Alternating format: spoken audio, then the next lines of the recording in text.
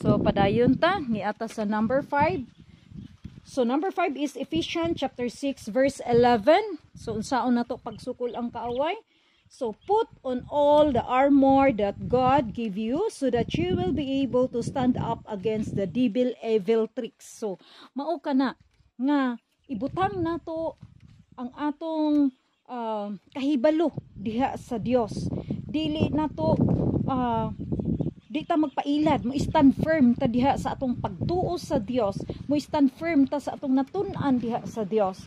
Kay kanang tanan ang kaaway maulang kana usa ka lingla, tricks sa demonyo aron kita nga mga anak sa Dios mag-away, mag-inonsultuhay, magsininggitay, mao kana taktika kana sa demonyo, mao kana yung taktika. Subusa ang atong buhaton, atong ipanagang sa kaaway ang pagawas sa tong baba sa tanan maayo nga tanan-tanan nga maayo nga magawas sa tong baba aron dili kita malinla sa mga taktika sa demonyo. Busa nga